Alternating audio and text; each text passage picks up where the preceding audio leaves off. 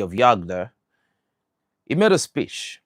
And in that speech, he traced what he called the length and extent of global black oppression. Captain Ibrahim Traoré rooted a statement by saying that the oppression of black people is rooted in several centuries of enslavement, colonialism, and continued exploitation. Now, why we bring in this conversation up? After the speech of Captain Ibrahim Traoré in Huagia, the Arab world has already sprung into criticism. What the Arabs are doing right now is that they are criticizing Captain Ibrahim Traoré for every reason in the book. And this reaction was being triggered by a post from RFI, one of the mainstream propaganda channel of France. Now, first of all, I don't blame France. Everybody know what France is all about. The people I blame the Arabs. RFI posted a video framing everything that Captain Ibrahim Traoré said as being religiously intolerant. All right. And the Arabs ran with the conversation. And, we're going to get into why the Arab ran with the conversation. And they made a mistake by calling Captain Ibrahim Traoré a Kafir. That's a mistake they will never, ever make again. Do you understand? Because Captain Ibrahim Traoré did not really dig too deep into what the Arab did. All right? When it comes to African people, African history, no matter where they are all over the world. So the Arabs are now praying. Now, I think a lot of people are now saying it now. I see that a lot of bloggers are talking about it, that the Arab people are now wishing death on Captain Ibrahim Traoré. Some of them said that they wish that his regime will fall and all of that. I've been saying some of those comments on our, comments. I see some of the people will be like, Mali will fall. Inshallah. That's what they say. I even clipped one of it sometimes like that. I want to post it in our whole Telegram channel that people should see what those people wish on black people. You know what I mean?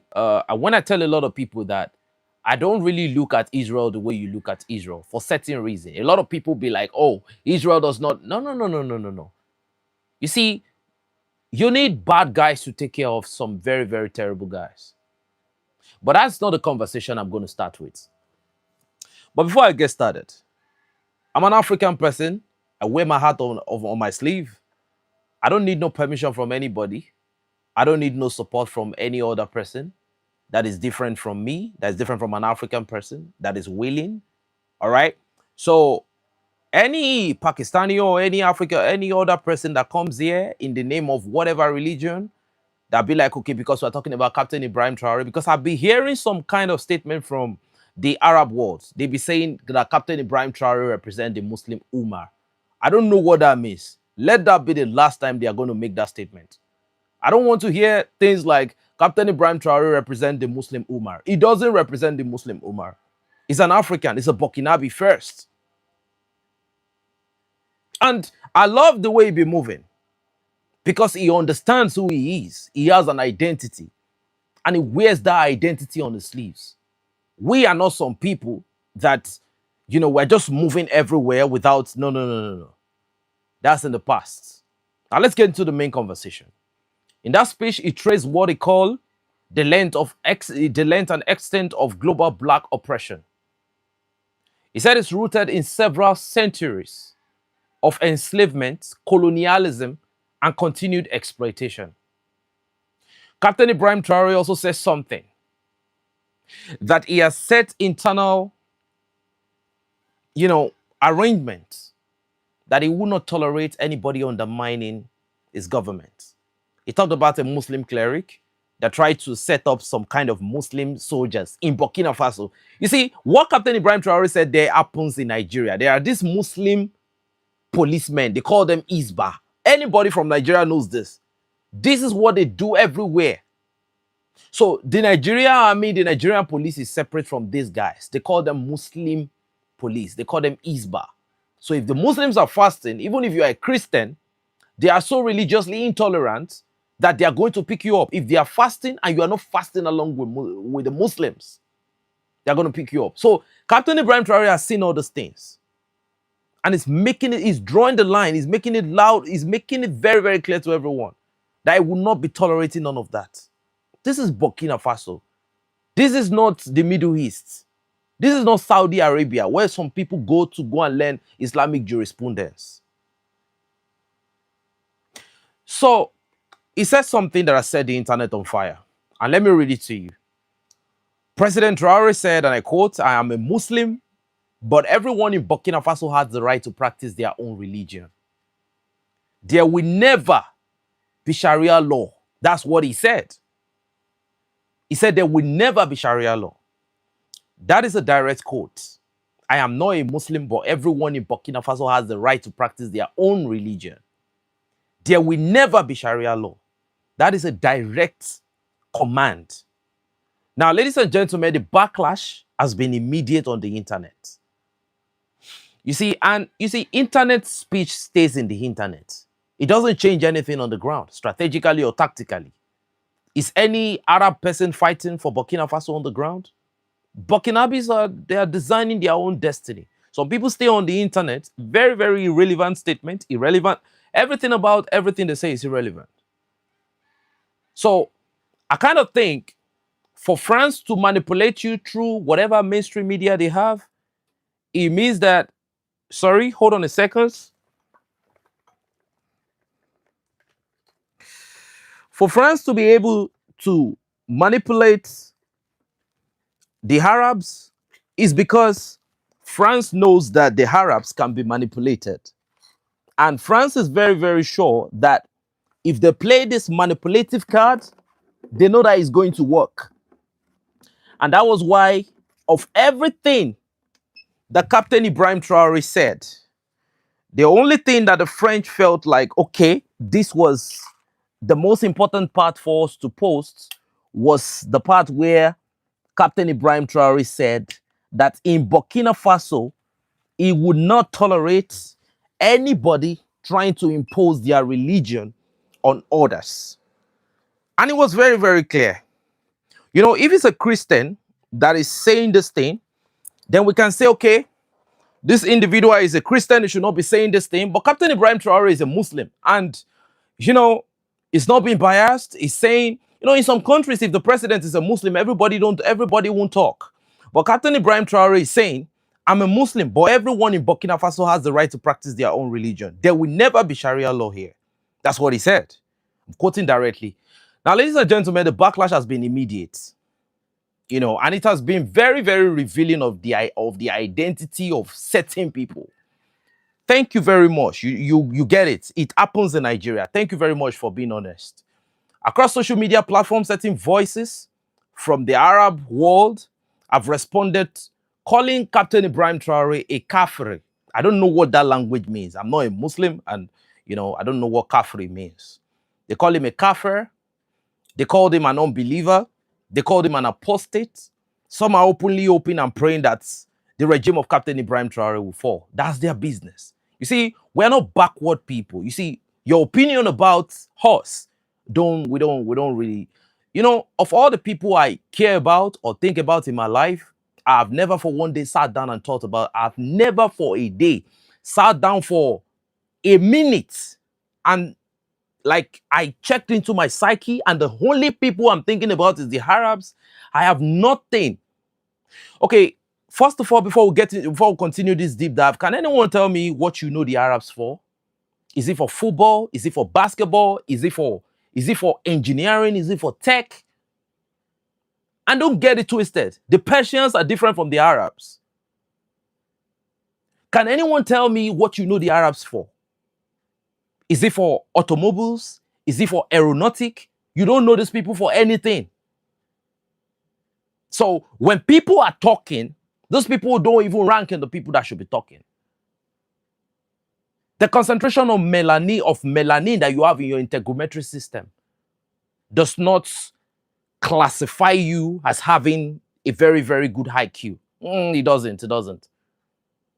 If anything, if the melanin is less, it means that you might even be lacking some very, very good things that might make your faculty right. Because how can you call somebody this level of, you know, you give somebody this level of expression? or because the person said Sharia is not going to be tolerated in Burkina Faso. And you know why they are making all this move? Just beside Burkina Faso, right after Mali, you have a country called the Islamic Republic of Mauritania. Up north, you have, some places called the Islamic Republic of Algeria. You have them all around, and you have that logo on their flag. And I'm going to get into the history of these people so that you know who they are. We don't, I'm not one of those guys that, I try to caress people's I try to caress people's ego and try to hide some story. I say everything I'm supposed to say. Now, ladies and gentlemen, after they said all this, they said they hope his regime will fall. And I want us to sit for a moment. All right. This reaction, the visceral, immediate response from the Black African leaders, all right, after everything he said, simply asserting that his country would not be governed by religious law. His reaction tells everything. His country, and he backed it up with some very, very good historical premise. Now, the reaction of the Arabs tells a story that is far older than social media, far older than Captain Ibrahim Traoré himself, and far older than even Burkina Faso itself, before they called it Burkina Faso. The effrontery, the fortitude, and the temerity as to why certain people can make certain statements. It goes down to the history, it goes down to the DNA, it goes down to the makeup of these people that we're talking about. So today, family, we are going to do something difficult, but that is very, very necessary. And I'm not going to be mincing words, so if I offend certain people, I have no apologies to offer to anyone. And we're going to be going through the story. All right? And today, I'm going to be giving you historical facts. Men can lie, women can speak based on emotion, but numbers, facts that are documented don't lie. So I'm going to be saying this with dates and with sources. So first of all, let's ask ourselves, when people feel entitled to call an African leader a Kafir for protecting the secular character of a state, all right, there is a deep historical setting behind it. Where is this sense of entitlement coming from? All right. So let us begin.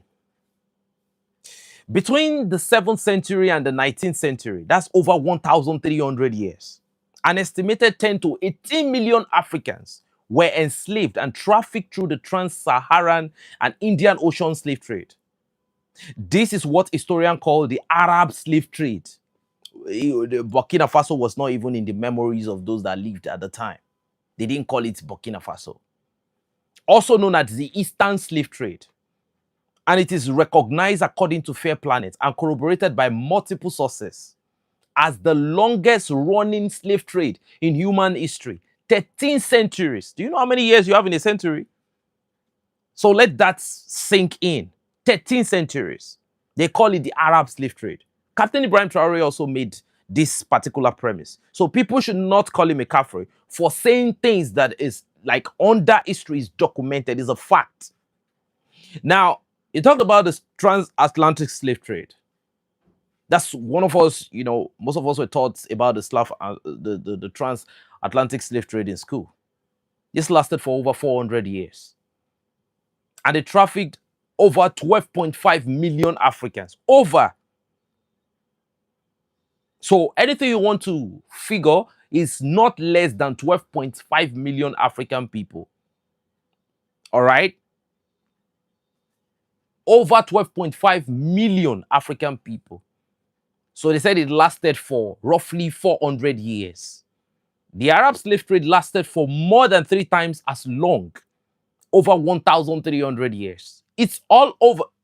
All of this number is over. Because it didn't stop at that year. They still practice it for a while. And some of these people are still practicing it to this day.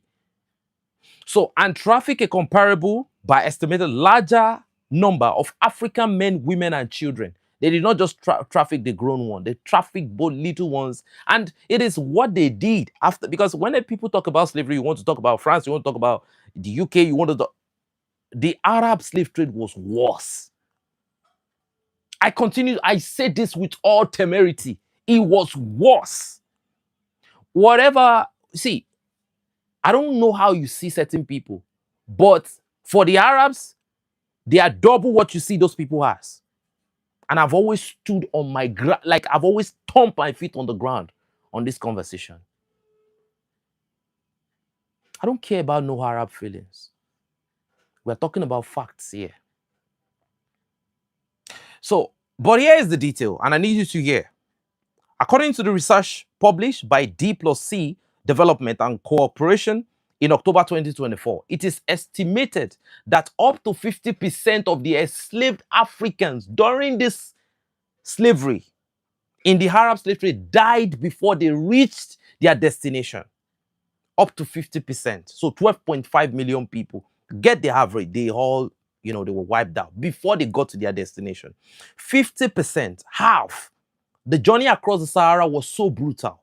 The condition was so severe that for every 2 people taken from the village, 1 would not survive to be sold. And this story did not die. When you are dealing with people, don't deal with them because you are seeing them. See, certain people will come and tell you certain things. That's why I tell people, don't be a fan, have a mind of your own. Certain people will stand in front of you and they will be saying certain things, but the DNA of the ancestors is in them. If you are a generation of Hitler, I don't see you anything better than him. I don't see you, no matter your education and what you believe, I still see the same person in you. Have you ever heard about gene pool? Gene is not lost. It is passed from generation to generation. So this characteristic, its character is traits. So if the tendency to genocide a lot of people is in the first ancestors, it still remain in the last person that you're looking at.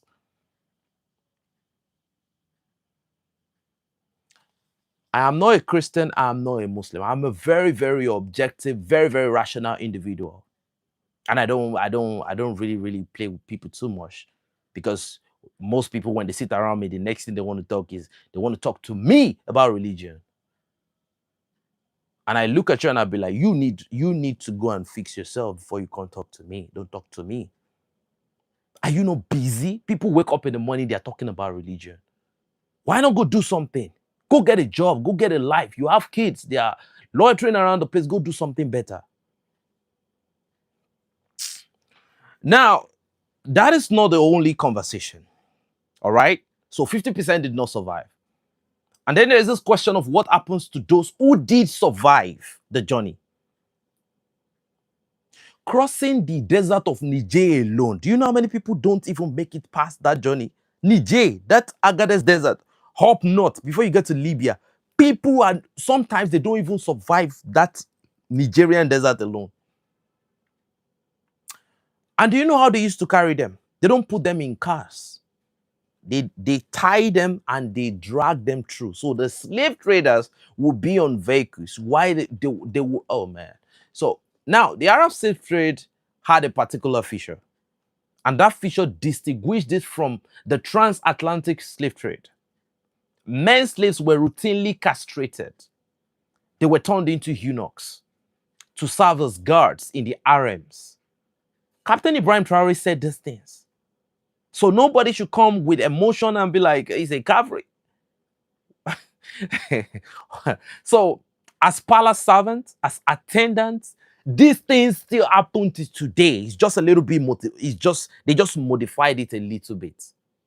Now the castration procedure was carried out in unsanitary conditions.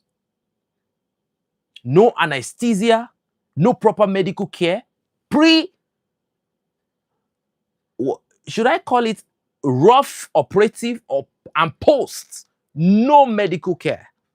According to documented estimates, the death rate from this castration procedure was as high as 90%. That's 9 out of every boys subjected to this procedure did not survive it. Either boys or men. Now think about what that means. African boys were captured from their village, they were transported across the desert and then subjected to surgical procedure. Extreme pain without anesthesia. A procedure from which 90% of them died because they are even starved. I don't care about what the Muslim community, look, I don't care what their opinion is about certain language. They don't have an opinion.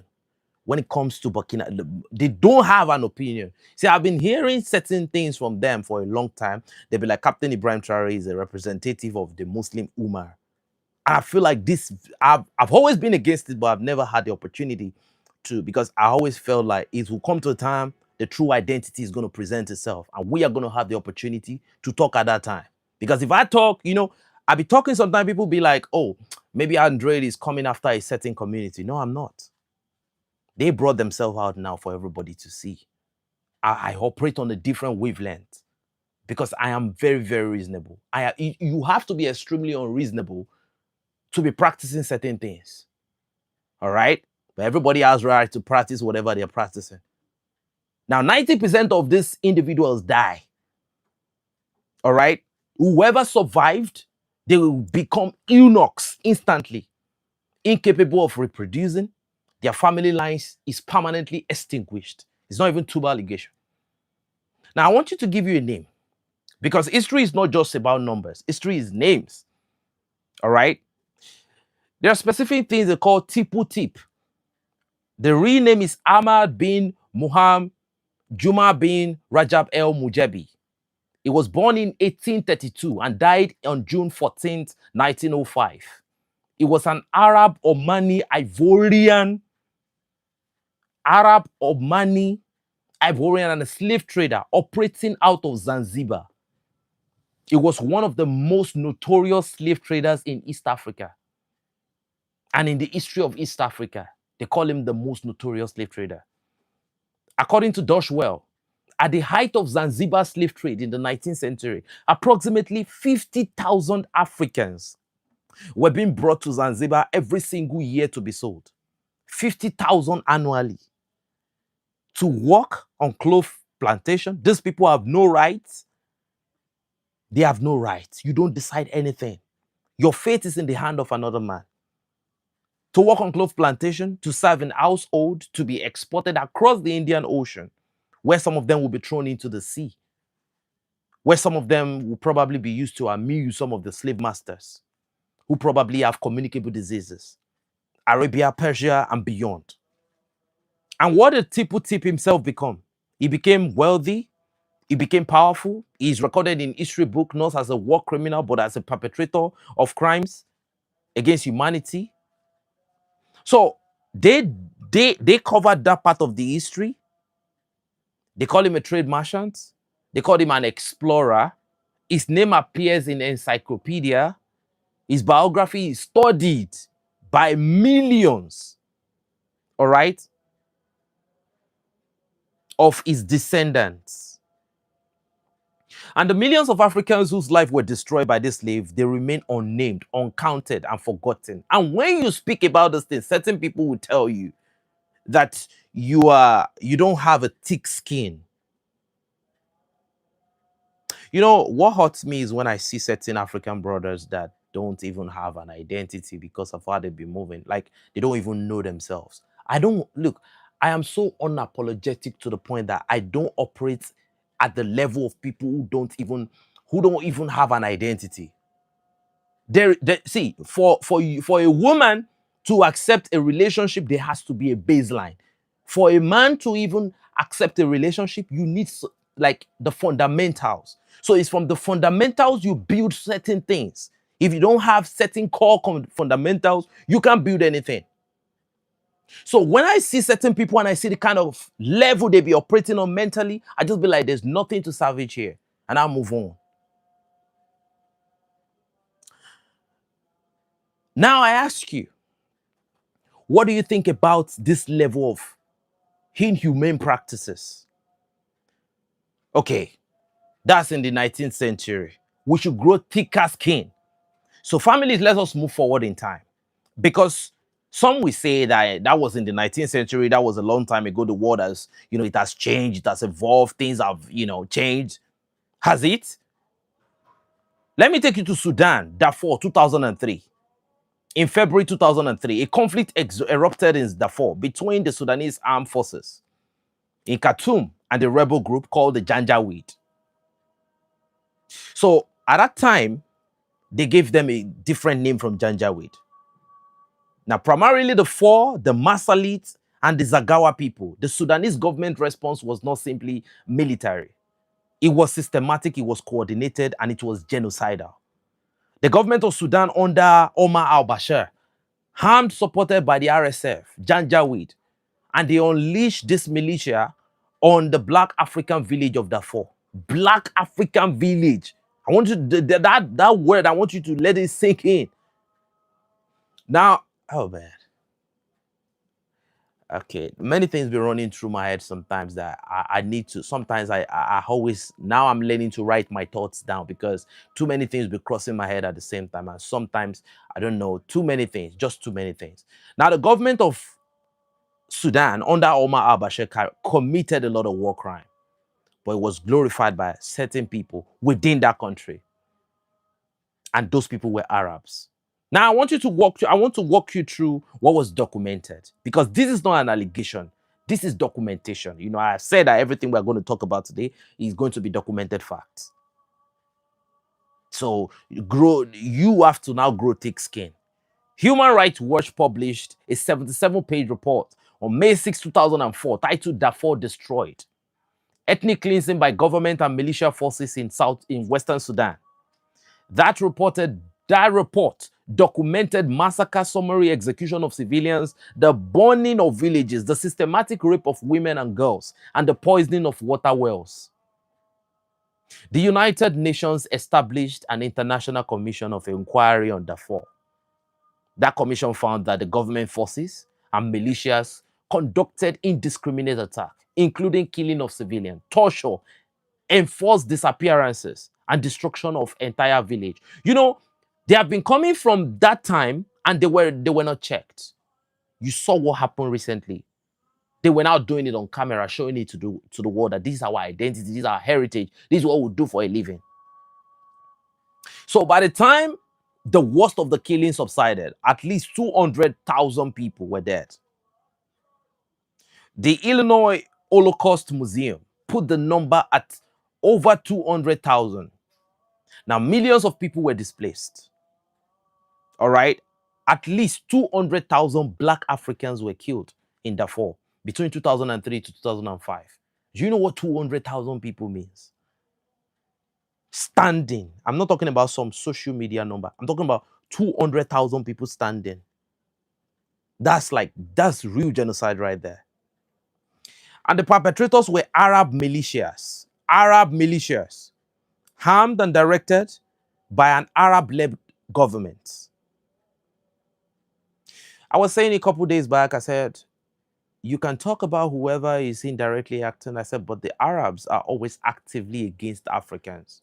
But a lot of people don't understand that, right? You see, now here is where history does not stay in the past. In 2025, just last year, the United States Secretary of State formally determined that members of the Rapid Support Force, the successor militia to the Janjaweed, are committing genocide in Darfur. Right now, as we speak in 2026, the killing continues. Everybody knows about that. Now, the same militia, the same region, the same victim, the same perpetrators. What do you think about that? You have one name written across it. It's Arab. Now, let's talk about Libya. All right? Not Africa. Even if they say they are now being called Maghreb. November 18, 2017. In November 2017, CNN Nima Erbager and her team went to Libya to investigate reports that were circulating. Reports sounded almost too horrific to believe. Report that human beings were openly being auctioned. I've said this before. They were openly auctioned. In fact, the unofficial report I got was that you can buy, because I have a former girlfriend of mine at that time who was, this was when? This is 2021. This is not some 19th century event. So I have someone that is directly related to me. I had to pay. We had to involve lawyers. We had to involve international police. We had to do a lot of things to get her back to Nigeria.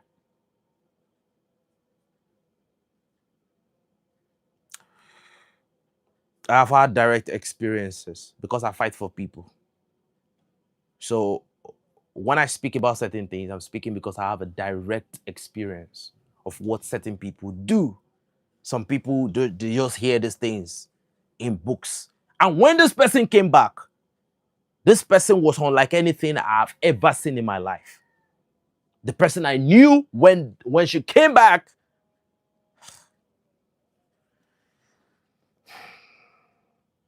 now that was in 2017. In November 2017, after the report happened, human beings were sold as slaves in modern day Libya, right? What they found became an international scandal. At a property outside Tripoli, CNN witnessed and filmed a dozen men being auctioned off as slaves. The price as little as $400 for a human life. The footage was broadcasted worldwide. 13 and 14 on November. That was the date. You will find it. Type it on CNN. Type it on Google. November 13, 14, 2017. The Libya slave trade. You will see the video. It was not hidden. It was not a secret. It was happening in the open. Now, let me describe what was documented. African migrants, men from countries across the continent of Africa, who had to cross the Sahara by force, seeking better life, some of them sold on by their masters from Mauritania. And we'll get to the Mauritanian conversation. They were captured by smugglers and militias.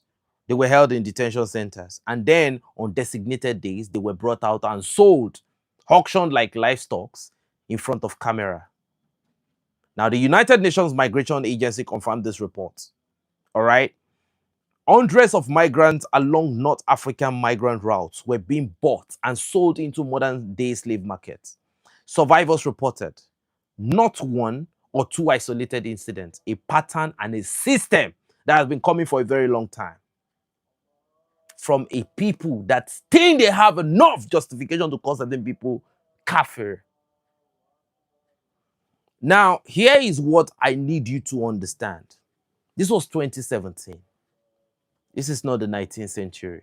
This is not the 7th century. This is less than 10 years ago. And according to reports, according to human rights organizations, as recent as March 2025, till this day, because I have people who have Libyan experience till tomorrow, it's still going on. And these practices have not stopped. So African migrants continue to be commodified in detention centers and open-air markets. Now, the frontliners in political science journal publisher peer review study in 2025 confirmed the resurgence of modern-day slavery in Libya. It's not just happening in Libya. It happens in Dubai. It happens everywhere. Now, who is operating the slave markets? Who is doing the buying? Who is doing the selling? The documentation is clear. The smugglers and traffickers operating in Libya are predominantly Arab militia. Yemen does it. And criminal networks that have flourished in the vacuum of authority since the fall of Gaddafi regime in 2011.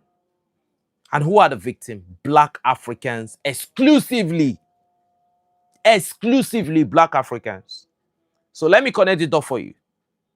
7th century to 19th century, Arab slave traders capture and traffic 10 to 18 million people, Black Africans. 2003 to 2005, Arab Janjaweed militias massacre over 200,000 Black Africans in Darfur. 2017 to present day, Arab militias in Libya openly auctioning Black Africans as slaves for as little as $400. Get that number clearly. Now, this is not a series of isolated events. This is a pattern spanning for over 1,000 years. And when an African leader like Captain Ibrahim Traoré stands up and say, my country will be governed by its own laws, not by some fake religious law, he is being called a Kafir, an unbeliever, and people hope that his regime should fall. Like I said, I have heard these comments here. certain people with Arabic inscriptions in their name, they have said it here. You see, family, this is a pattern. The terminology changes, the century changes, but the underlying dynamics does not. And you know, it's just so unfortunate that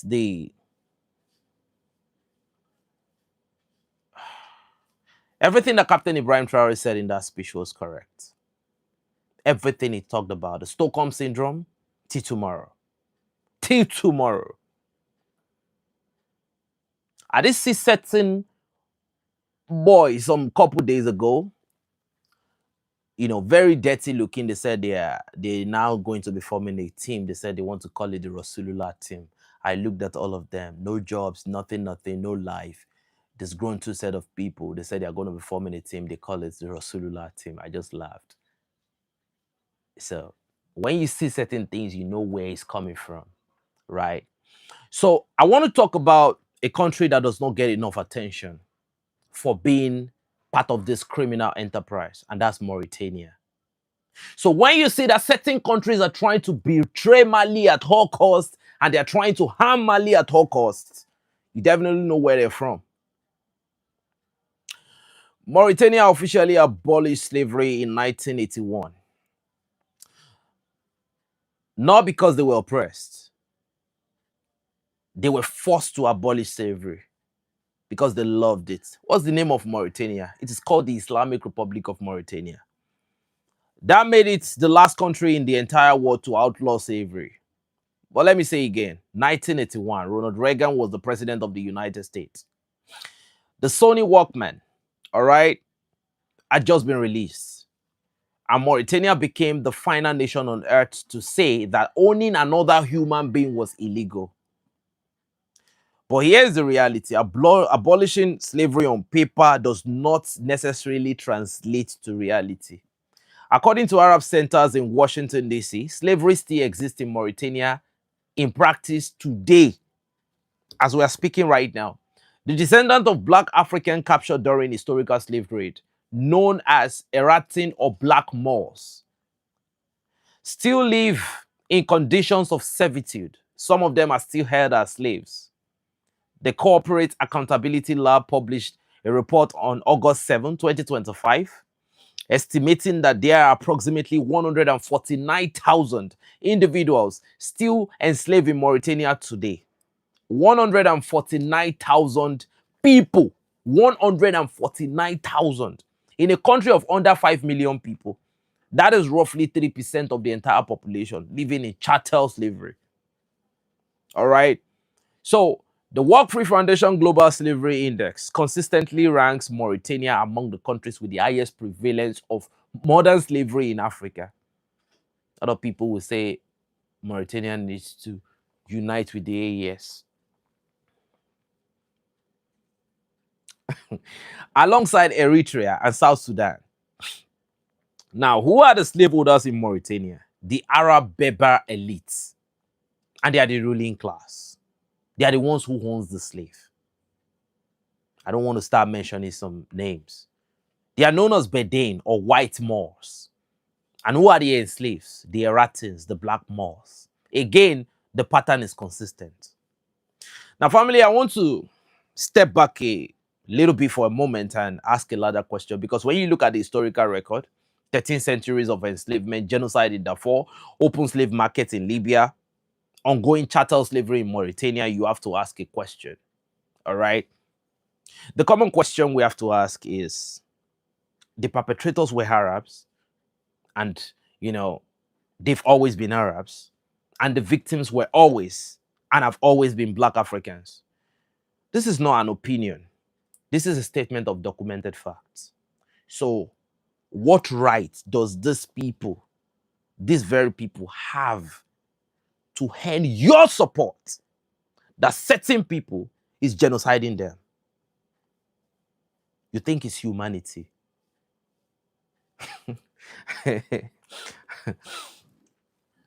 All right. I won't, man, you know, I've said it a long time ago. You know, I hardly talk about any Arab country here. I hardly do it. So in Arab slave trade, the word used for every black slave was called ABD. So when you hear Abdul Rashid, Abd, all right, it became synonymous with black person in Arabic. Abdul Mujib, all those, when if you, ABD comes with your name, it means that your ancestors were slaves. That is the documented fact. ABD. All right. The color of one's skin determined one place in the social order. So this was not incidental to slave trade. It was the foundational building blocks of slavery.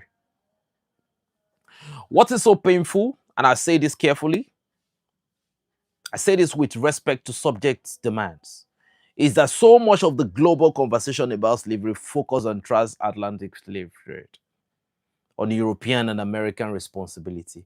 And the conversation is necessary. That conversation is important, but it is incomplete when you remove the Arab from it. Because the 400 years of transatlantic slave trade came to an end in the 19th century. But the 1,300 years of Arab slave trade, that history, that legacy, those attitudes, turning people into eunuchs, it did not simply disappear. When the last slave market in Zanzibar closed in 1909, they persist, they evolved, and they continue to express themselves. In Darfur, 2003, Arab militias did not need to invent a justification for killing black African people. The justification already exists in centuries of ingrained attitudes that these people have with so much impunity about the inferiority of black people. In Libya in 2017, the men auctioned for just $400. But I repeat, according to my own report, I was told that it's $300 to buy a whole person, man or woman. Pretty much emaciated already, underfed, malnutrited, immunologically poor, in a very poor condition. Now, you see, they did not debate the philosophical, theories, whether that was wrong. The cultural framework that permitted it was already there. It was inherited from generation to generation. This is the only thing they can be proud of. Tell me one aircraft that they've ever manufactured. Tell me one thing, modern developmental tool that was manufactured in the Arab countries. These people know nothing. The only thing they can export to people that are, that are good enough to accept their doctrine is you travel to Mecca every year. You go and buy stones with your money. You buy stones and you throw that stone. It's not even a real stone. You throw it. They are making a whole lot of money from people that choose to enrich them. And now in 2026, when Captain Ibrahim Traoré said his country is going to assert its dominance, the sovereignty of his people is non-negotiable, he's called a Kafir. So when you have certain Muslim people say, oh, we are supporting Captain Ibrahim Traoré, that's no support. We can smell it from the distance. I'm telling you, there are certain men that, they just have that thing. Like, even everything is cool, they can sense that something is not right. I started moving a certain way recently, and I just knew something was not right from every angle. So when certain people say, oh, mashallah, we support you and all of that, keep it to yourself. Nobody needs your support over here. Has any Arab man fought on the front line for the Burkinabe forces? None of them. None. Burkina Faso is handling their security issues by themselves. So the word itself, Kafir, it has a specific religious meaning. An unbeliever, the one who rejects faith. So let's be honest about what is happening here. The word is being used as a political weapon. All right? It is being used to delegitimize. It is being used to say you do not have the right to govern yourself. You do not have the right to determine your own future, your own destiny. So when they call you a Kafiri, see, when an individual say you are a Kafiri, go and look at the people that try to make that statement. They always have this fake feeling that they are better than you or they are superior to you. So they say they are Kafiris. Amen. But I've never seen somebody make that statement in front of me. Nobody has ever done it before. To call another person a Kafir, not even me, nobody has ever made that statement. They won't be moving like that. They won't be moving like, they will never move like that. And that, you see, family, 1,300 years, $400 Mauritania. It is hard for you to see an Arab country that does not have this very, very terrible history. All right, they all have it. And Captain Ibrahim Traoré is not just a leader, he's a visionary. Captain Ibrahim Traoré is Africa walking in a single man. That's what you are looking at. Captain Ibrahim Traoré is Africa walking in a single man. I repeat, is Africa walking in a single man. You see, have you ever seen a president in Africa that the people just decided without being enforced or being appealed to that we would defend this man with our lives? That's the Wanyinya, that's some of the population. They just decided that we will protect you, we will die for you. Do you know how much of a vision, do you know how powerful your vision has to be for people to decide to sacrifice their own vision and say, man, we are going to join your vision. We're going to be a part of what you're trying to do. Come what may. We're not talking about some criminal leaders who are trying to defend democracy till tomorrow. No. I see certain people, they will be like, oh, I got my master's in so place. I got my PhD in so place. But everything about you is how to steal, how to lie. You have no honor, no integrity. You're like from A to Z, you are the same thing. We're not trying to build our culture on that type of record. No, we're not trying to be on that time. So Captain Ibrahim Traoré is somebody that we Africans are completely proud of. Honestly.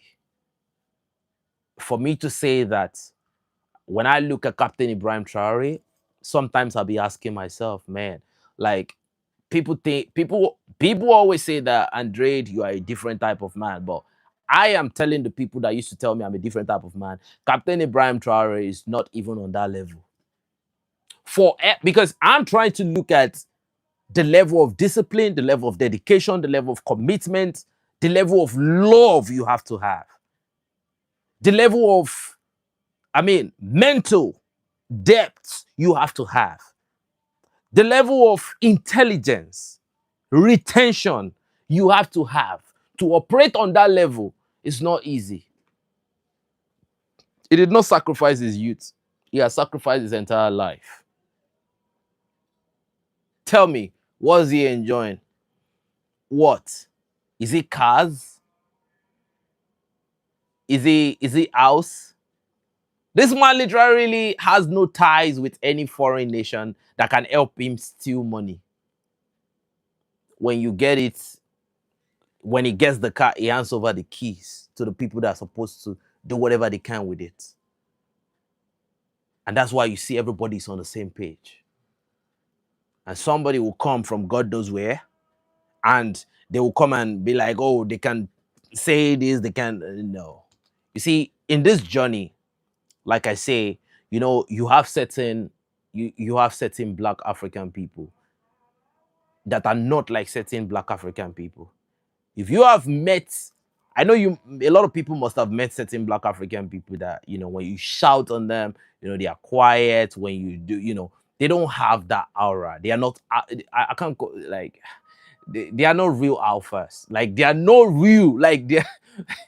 So you see Captain Traoré, a lot of people see themselves in him. A lot of people take their story, they take their vision. They see themselves as part of the struggle. Nobody. Captain Traoré did not beg anybody to come and join him, as some people are begging the whole world to come and join them today. He didn't do it. We did not beg no Arabs. Captain Ibrahim Traoré did not send message. He did not write any letter to any Arab consulate to come and support him in Burkina Faso. The Burkinabe people rose from their ashes. I gave a documentary some time back when you heard a lot of people said that Mali is one of the poorest countries. This Mali that people are talking about today, that has so much gold. You saw the statement from the French, uh, you know, personnel and representative when they were saying that, you know, they were mentioning the number of soldiers they lost. It's a fight. What of the number of Malian soldiers that were lost in the battle? That was more like quadruple the times of number of French soldiers that were lost in Mali. What are you talking about? Is your blood better than the blood of those Malian soldiers? And to this day, this thing continues. And somebody will come and tell us that, oh, so what are you trying to bring out from all this statement? Like, okay, France was in Mali, your soldiers. So what is that conversation about? Like, can you be honorable for once and just tell us that, okay, this is the conclusion you are trying to draw out? Don't come with all those PT comments like, oh, we went to Mali, we lost this comrade. No, so what are you trying to bring out? Just come up with a statement and back some develop, be a man for once and be like, okay, this is what we are trying to do. So so when I look at all those things, and it really, really, for me, to be honest with you, I am one of the men that I wake up every day and I remember my ancestors. And I've always told my mom, and I told everybody that cared to listen, you know, even my pastors, anybody that cared to listen, anybody, I used to tell them, I am one of the people that I am never ever going to accept you, that you came, even if it's a million years ago, you tied my ancestors and you did everything you did. I am somebody that remembers my ancestor every day, and I represent them every day. That is why in my culture, we respect the elders, the ones that came before us. Good or bad, they laid the blueprint. Good or bad. Good example or bad example. So let me help you understand something. The ones that come with the bad example and the ones that come with the good example, is all good lessons for those that can learn. So that this person is bad among your own ancestors. I'm not talking about any other person because I don't care. Any of the representative of my people, even if the person is bad, I take lessons from them. This person is good, I take lessons from them. Everything, good or bad, works together for good for those that are smart enough to get the game. So I respect everybody that came before me, because those people are the reason why we even have a history today. I used to sit down sometimes and I wonder how certain group of people from my own ancestry must have lived through certain situation. And I will sit down and I'll be like, how did this individual survive? Where did they hide? Did they do this? Because it was gruesome, it was bad. And certain people will come out, pump up their chests, a bunch of nobodies. Intellectually, they are not even in the conversation. You literally import everything. You steal gold. You do the refining facility, Aramco, that was bombed. They are not going to replace it. There some external engineers are coming to replace it. They can't fix it because they don't have the mental, capability to replace it. They cannot fix it. They can't because they don't have the capability to. You heard that Iran just manufactured some gas turbines. That's the Iranians are Persians. They are different from Arabs. The Arabs cannot do anything by themselves. And this bunch of people that created some colonial construct. I've been telling a lot of people for a long time that, you see, all religion is a colonial construct. But one empire fell from grace. Yeah, there was one empire that fell from grace. All right. An empire fell from grace. Now, that empire that fell from grace is trying to call the new empire A bad empire. Don't tell me nothing about Gaza. Look, I am not one of those black people that want fan. I don't want fans. I want people that can really, really think strategically. If you exist in that kind of environment, what would you do? Look at Mali currently. Look at Mali. Look at the pressure that Mali is facing. So if one day Mali becomes powerful and they start battering the whole neighbor, what will you say? Oh, Mali is doing this, Mali is doing that. A lot of people be jumping on bandwagon, but they don't really look at the historical line. You don't look at it. You don't. You'll be like, oh, free Gaza. I'm not one of those people, bro. I'm not. If the Palestinians have enough power to destroy, they will do it without a second thought. Look, if you slap somebody that is strong enough to crack your face, and you go slap him, and when you slap them, everybody be like, whoa, we didn't believe it, right? And the person that is enough to crack you, start cracking you. You know, it comes to a point where people be like, oh, it's enough, it's enough. But when it start beating you to a level where you can no longer physiologically function, right? Are you getting me? Oh, Mr. Nelson, thank you so much for coming in. When it start physiologically turning you over, everybody will be like, oh man, he's already a bully. That is the story of Israel on this day. Everybody is calling Israel a bully. Okay, you want to say Palestine did not do anything?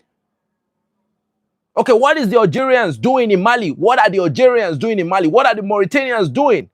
What are the Libyans doing? What are the Mauritanians doing? You see, one of the worst aspects of this whole thing is it is still the same African people. That is the Stockholm syndrome. You see, there are some type of fights that be going on. I love to stay out of the fight.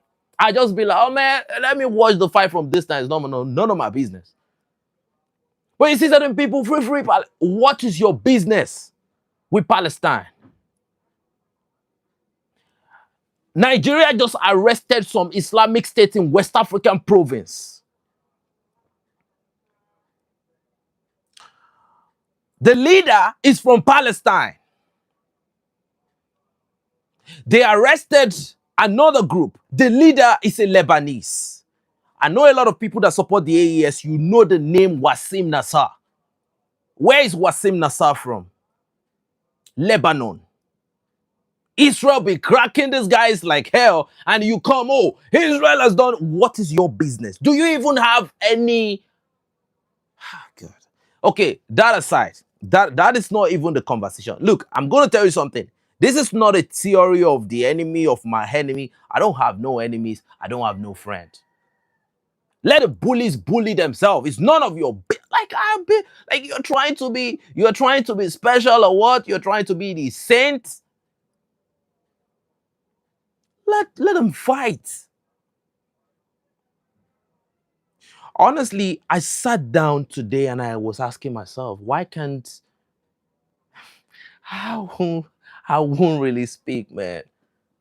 Arab slave trade came before the European and whatever slave trade you want to come. They were the first colonizers. It was brutal. Go and look at most of the things, most of their doctrine. They are the ones that practice oh man, there are some things I can't say on this live now. You know it. Any small thing they will tell you, our religion says we should do this. Can you not think? So this is what Captain Ibrahim Traoré is saying. In this country called Burkina Faso, we won't be governed by religion. Sharia will not happen here. There will be no two captains. There will only be one. Imam Kindo, Saudi Arabia to learn Islamic jurisprudence. When Mali was facing trials, where did the journalists come from? The journalists that came to Thessalit from Saudi Arabia. Mali called the Saudi Arabian government and reported that they did not like it. Why is the journalist not from somewhere else? Why is it the Arabs? I'm going to tell you something today. Africans are always the target. All right? And you see, when you are the target and you don't know how to mind your business, at the end of the day, you always fall victim to so many things. Yeah. And I'm not going to be part of that bunch. I'm not going to be a part of that group. I'm not one of them, right? A lot of people can have that moral justification, like you live in Gaza. Do you know how your ancestors lived under the Arab colonization? Do you know how your ancestors lived under the Arab slave trade? So you want to talk about how they are living in Gaza right now? Oh, certain people do. Look, certain things be complete repercussion. You, man. So when I look at people complaining, I can beat my chest 100% that people are jumping on bandwagon. If you slap me, you definitely know that something is coming back. If you can't take it, don't dish it out. It's been back and forth, but one guy is extremely stronger than the other guy. But certain guys believe that they are suicidal, that if they can be suicidal enough, they might win. But the theory on the line of contact is different. If two big boys are fighting, if you are not big enough to separate the fight, let them fight. I hope people understand what that means. Taking side in certain fights make you an enemy. So when people want to fight, let them fight. Because the problem is I see a lot of Africans say, free Palestine. What is your business? The terrorists that are disturbing us till today, Palestinians are, there's so much. Too much. And I like I always say, these things will remain. We have to be able to purge religious barbarism. There is now a practice now. It's called religious barbarism. Certain people will be like, there was a woman that was burnt in Sokoto just this month. She was a teacher. She wanted to go and... Do you know that for you to eliminate somebody in northern Nigeria, this is how low those people are. You just have to say that this person said Allah is stupid. You are done. In northern Nigeria. That's why I said I can't operate on certain people's wavelength. I am not. I don't belong to... Like, once I see certain tags on you, most especially the religious tag, I just know that we cannot coordinate. We cannot do any mental project together because you are not operating on that level. It's over with, man. I'm a Yoruba person from Africa. The Yoruba heritage travels from Oyo State, that's the whole Oyo Empire, to Togo, to Benin, right? To Ghana. It goes to Brazil. I'm from the Lafogido clan of the Oni of Ife. There are two families that can become kings. The current king is from the Money Dere. I am from the Lafogido. We don't bow to men.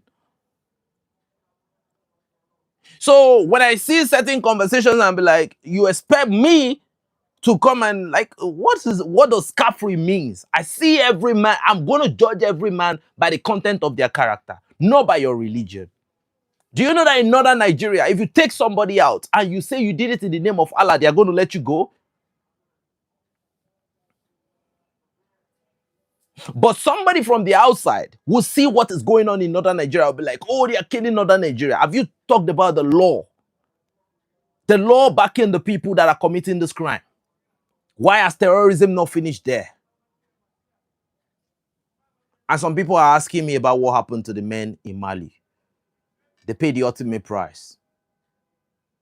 Yeah, the men that were captured, they paid the ultimate price so that Malians can continue to live.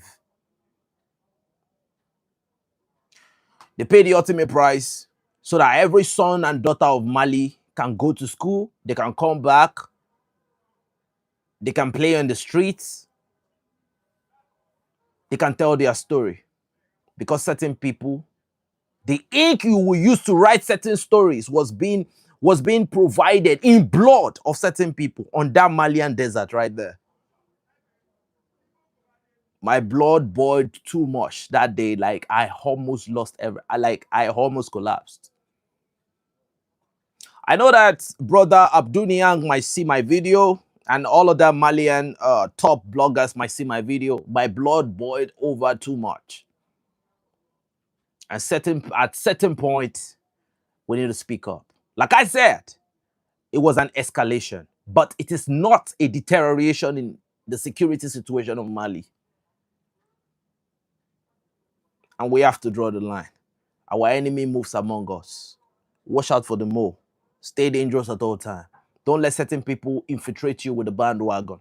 Say free Gaza. What's my business with Gaza? Don't let certain people come and tell you about the story of Lebanon.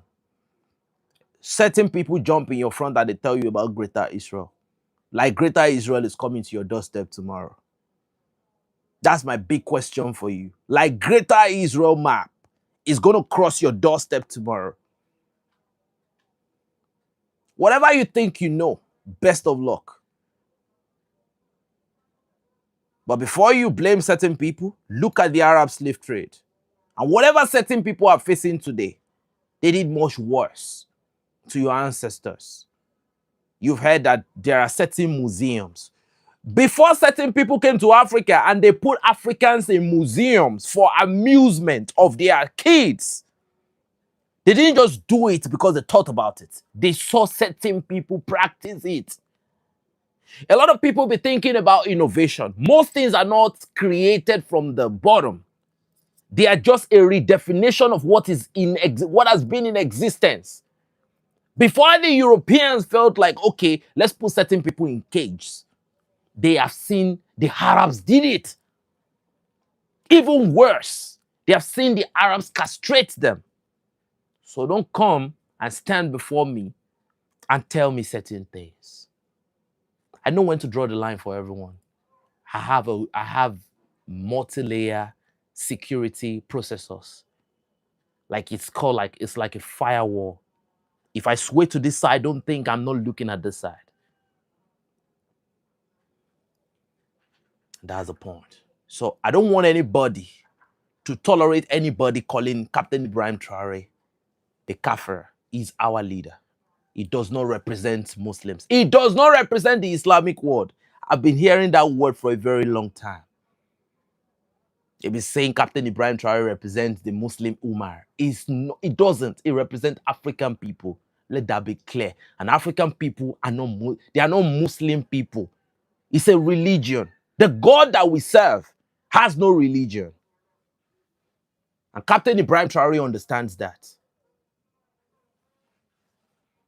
Go and look at how Burkina Faso is functioning. You look at people, your own people, black people. Why do you think I'm supporting Mali? I don't draw lines between Nigeria and Mali. If I see a Malian somewhere else, we are going to shake hands, we're going to bomb feast, we are the first to recognize each other. You see that colonial hate? It don't exist with me. No, you can't find it with me.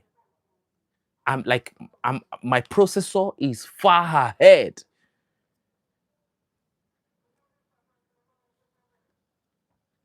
So families, I would like to draw the curtain here. Now I'm going to give two notifications. I have two updates. All right. You hate Arab but love Islam. I don't like none of. Look, I don't like nothing that you just wrote here. I don't like Arabs. All right. I don't like religion. Like I said before I started, I said I'm agnostic. I'm not a Christian. I'm not a Muslim. So don't bring that nonsense separation.